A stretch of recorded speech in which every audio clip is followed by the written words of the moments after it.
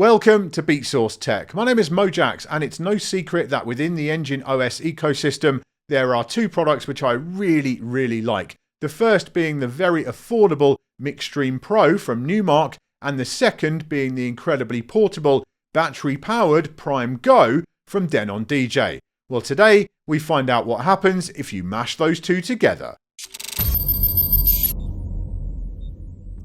If you're looking at this device and feeling a sense of deja vu, don't worry, because it isn't just you. Yes, indeed, this new Mixtream Pro Go is basically identical in design to the earlier Mixtream Pro from 2021. That also applies to the Mixtream Pro Plus, which was released last year and was always a bit of an oddity. That was exactly the same as the existing Pro, but added a hardware chip to enable the use of Amazon Music Unlimited streaming. More on that later. What that means for this video is that I'm not going to go too deep into all of the aspects of it. Consider this an update to my original Mixtream Pro review, and I'll link to that above and in the description. In this review, I'll mostly focus on the differences between models and offer more of a long-term perspective. When the first Mixtream Pro dropped, it was $600 in the US, which was an incredibly compelling price. With the advent of the Pro Plus, that has gone up to $700 thanks worldwide inflation, but I still think that's a very fair price for what you're getting, a standalone all-in-one device with built-in speakers. This new one should have a street price of around $840, which is obviously a bit of a jump up. But what you're getting for that, besides a new colour scheme, is a battery. That might not sound like a huge thing, but believe me, it is. Since it was first released in 2020, the Denon DJ Prime Go has been my favourite Engine OS powered device. The incredibly portable size, combined with the Wi-Fi and built-in battery, means I can easily just pull it out, fire it up and perform or prep wherever I am. And whilst it isn't quite as small, the Mixtream Pro Go now offers the same kind of convenience, but even more so, as it has those built-in speakers too. Let's talk about those speakers now. To be clear, they aren't going to rock a party, or at least no party bigger than about 7 people hanging out in a kitchen, but they do sound very respectable and go plenty loud enough for practicing at home. What was fascinating to me was that, and I checked this with Numark, they are spec'd exactly the same here as on the original Mixtream Pro, but to my ears they sound better on the Go when comparing them side by side, just a touch cleaner and more precise. I have a couple of theories on why this is. The Go is running off 19 volts from the battery instead of 12 volts main power on the OG, so there may just be a bit more juice in the system overall. And the Go is also a bit heavier than the Pro, again because of the battery, which might be reducing the resonance from the chassis. Either way, it's not a dramatic difference, but it is there, and I thought I should note it. Whichever flavour of Mixtream you choose though, the speakers are a fantastic addition. Moving on to the rest of the hardware, I said in my review of the first Mixtream that you're going to have to adjust your expectations somewhat. These are not devices where the whole price you're paying is for the controller part of the hardware itself. That's really only a portion of it, as you're also paying for the processing power behind Engine OS itself, and therefore the Go does have more in common with an entry-level controller when it comes to build than it does with, say, the more high-end Denon DJ standalone gear. But whilst it doesn't have that premium feel, I can assure you that it will take a beating. The original Mixtream has been knocking around at my house and in the lab for the best part of 2 years now, unprotected for most of that time. I only got a deck saver for it recently, and it's still as good as new. Yes, the build is generally quite plasticky, and the pads, buttons and knobs all feel fairly cheap, as do the capacitive touch jog wheels, but those actually perform very well with a nicely judged amount of resistance. Combined with a fairly basic crossfader, the Go is not exactly any turntablist dream device, but it's perfectly capable of simple performance cuts.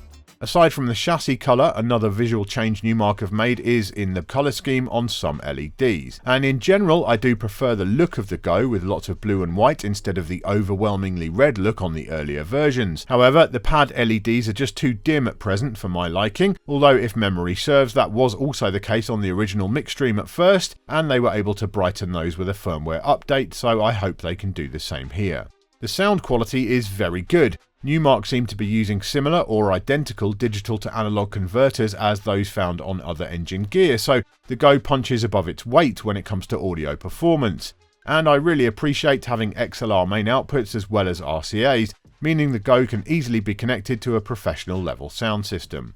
Of course, one area where you can feel and see your money going is into the superb 7-inch capacitive touchscreen, which is bright, clear and has wide viewing angles. And that is the physical manifestation of the real power behind the Mixtream Pro Go, Engine OS.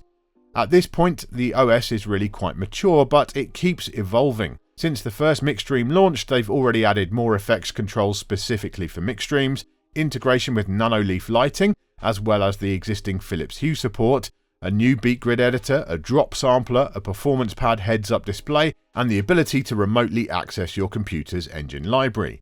In the version of Engine which will be shipping with the Go, there is even more new stuff. More detailed control over the main effects, including frequency controls, which I love, and a whole new touch effects screen. Rather than talk you through those, I'll just give you a quick demo. In summary though, they are fantastic additions, and the team have told me that similar new functionality will be coming to the rest of the Engine hardware soon too.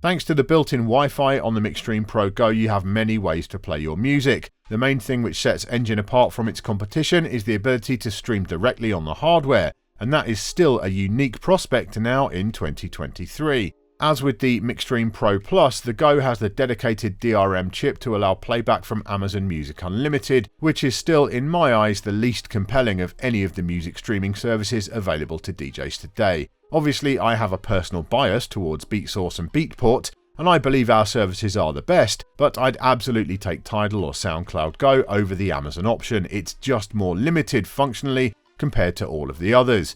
But choice is important, and the Go allows you to try all of the different services and decide for yourself which one is right for you.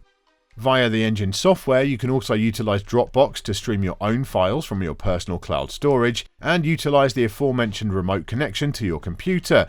And if you don't have access to Wi-Fi, you can still of course make use of the 2 USB ports and single SD card slot in order to play tracks from local media. And if all of that isn't enough, then you can also connect the Go to Virtual DJ to use it as a controller, as well as Serato DJ Pro in a forthcoming update. It's funny to me, listing all of that off, just how much I take it all for granted in many ways, because so much of it has been added to Engine OS over time as a gradual thing. I sometimes overlook what a truly exemplary suite of functionality that offers. At this point, the only thing missing for me is the offline locker for Beatsource and Beatport, but I'm still hoping they'll get that in there at some point. To wrap up, I've already talked about how much I love the idea of the battery, but that doesn't count for much if it doesn't last long. To test it, I ran the Mixtream Pro Go in continuous play mode, playing tracks from Beatsource and therefore using Wi-Fi. I had the screen brightness as high as it could go and turned up the speaker outputs to the max. I started the test at 10 AM, and although it kept threatening to turn itself off towards the end, it still hadn't died at 2:27 PM, which was quite annoying if I'm honest, as I needed to leave. But the upshot is that I'm happy to say you'll comfortably get over 4 hours out of the battery on the go without any power saving mitigations, and to me that's impressive stuff. So there you go, my thoughts on the Mixtream Pro Go from Numark. I don't have much more to add really. I was already a big fan of the Mixtream Pro. I thought that was a fantastic entry point into the world of Engine OS standalone.